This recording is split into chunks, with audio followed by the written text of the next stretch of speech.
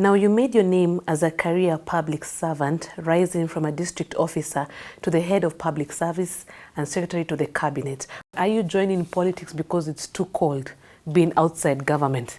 I think having served the public service, the entire public service, for those number of years, we would want to see county government succeeding in the country. And my proposition has been, if counties don't perform, national governments will never perform. And they say politics is a dirty game. Are you ready for the dirt? It depends on how you play it. It's the players who make it dirty when they choose to engage in propaganda, in mudslinging, spoiling each other's names, and having abuses and misusing the young people. And talking of that, isn't a high-profile career in the civil service made up of similar stuff? I mean, you're regarded as a very crafty, powerful player. It's a no-nonsense job. It's not a place you go laughing with each other. I mean, laughing at people. There are those who think that you're either ruthless because you didn't do what they wanted to. You didn't give them a tender, or you are too strict. They wanted the rules bent for them. So you can't have it. In your time as internal permanent secretary and also head of public service, you are regarded as the real power behind President Mwai Kibaki and later President Uhuru Kenyatta. How powerful were you? Of course I was powerful. There's no doubt about it. Of course I was powerful. The head of public service, it cannot be weak. You are powerful. Everything becomes your business.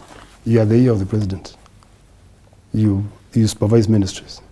When people don't have food, there's no relief. The first person because you coordinate the government for the president. You are his muti ya mkono, KYM. Muti ya mkono. So you have to make sure things run. And there are times you acted in your own capacity as secretary to the cabinet and made decisions without consulting the president. Oh, of course there are times. You don't have to keep on consulting like a junior clerk. Or you want to send policemen to an operation, want to start an operation in. You take action and report. Otherwise, then you're not supposed to be in that office. Many people saw you as the bad guy of the government, and many times they accused you of overstepping your mandate, stepping on people's toes. There are no toes to step on. Nonsense I won't tolerate, that I can assure you. I'd rather than quit. People must do things the way they're supposed to be done. Otherwise, then you don't have a government. You are a key player in the Kibaki-Raila Grand Coalition government. What can you tell those who saw you as a Kibaki hardliner in the divided cabinet or government? Yeah, it's not honeymoon to be a senior public officer in the government. Because most of the time, people dwell on blasting you. It was very difficult, but I did my best, especially to manage a coalition government. I trained as a priest at one time, so it helped. It has helped me keep God close to my diary. You must learn to cultivate to work with God if you're a Christian. If you are not, then I don't know. You have to reference to some spirit. If you're not, but it can be very lonely also. Very lonely, very unfriendly, very ruthless. And this is not just to the head of, even to the president. They're also human beings. They need lots of divine support. And they play a lot. People don't know. They also play a lot. And they laugh and they cry like anybody else. Like anybody else. When the country is going through chaos, you see it in their face. But we keep the tears in State House and the laughs behind the curtains. There are those who say that Kimemia is a man who was loved and hated in equal measure. They said you protected the former President Mwai Kibaki, but you are also a schemer. Yes. What do you have to tell them? I'm a student of management, and of course I know the types of leaderships that give results. Democratic leaderships are good, but you have to temper them with some autocracy, some firmness. It doesn't mean that people come stepping on your toes or they don't follow your instructions. You have also to be a no-nonsense implementer. You transitioned into President Kenyatta's administration. How do you compare the two administrations? Mzee Kibaki had his own style, very professional person. He wanted things done according to the rule. You have President Uhuru, who is also very professional, very fast. He's quite speedy, speedier than, of course, Muzee's government. But by and large, you have the same public sector, the same bureaucracy, literally running your programs. Let us talk about your unceremonious exit from President Uhuru's government. Most people thought you were pushed out. Were you pushed out? I was not pushed out. Were you sacked? I was not sacked. We stepped aside. But in those offices, you expect all those kinds of the data and pushovers and so on and so forth. But you have to stay tough. It is also claimed that there were forces to get you out of that office because they felt like it was really hard to work with you. You wanted things done your way. But the moment you allow people to do things their way, then you don't have a government. Then you don't have structures, you don't have systems, there are no strategies.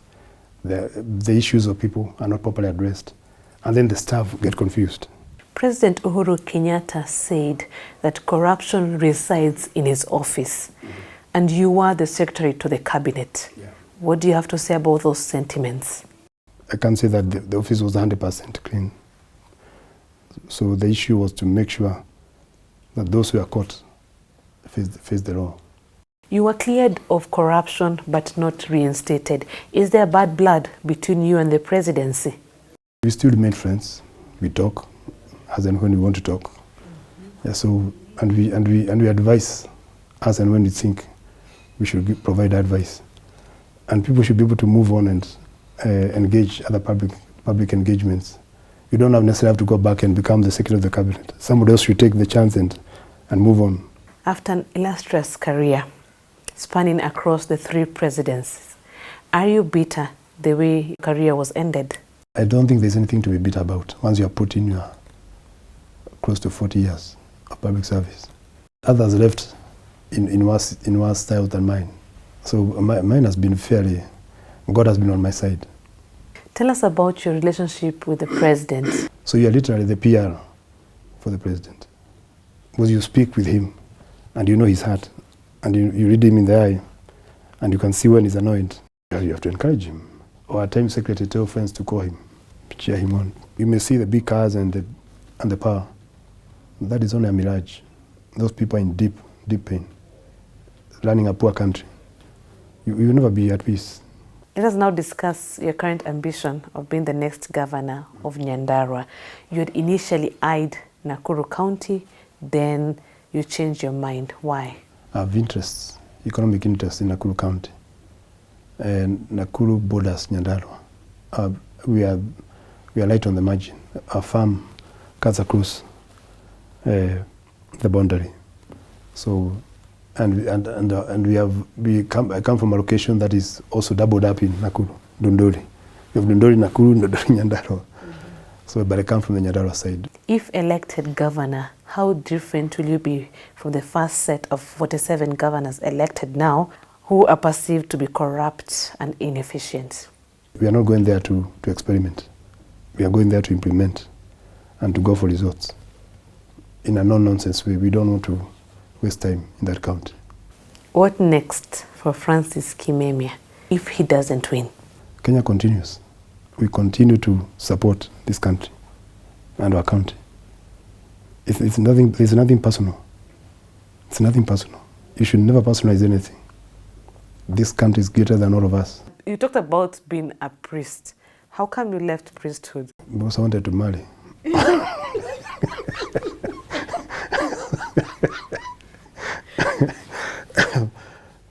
My brother was in the seminary, so we couldn't be 2 priests. You know, Catholic priests don't marry. Yeah, so it was the family decided one proceeds and one exits. So exited and went to the university and got children. Maybe unless the Pope now decides to ordain, then we'll see whether he can ordain the governor of Nyandarua County. But he said he's going to ordain married if that ever happens with the right touch. But that is what. But the fundamental issue is it helps you rekindle your humanity and your value system.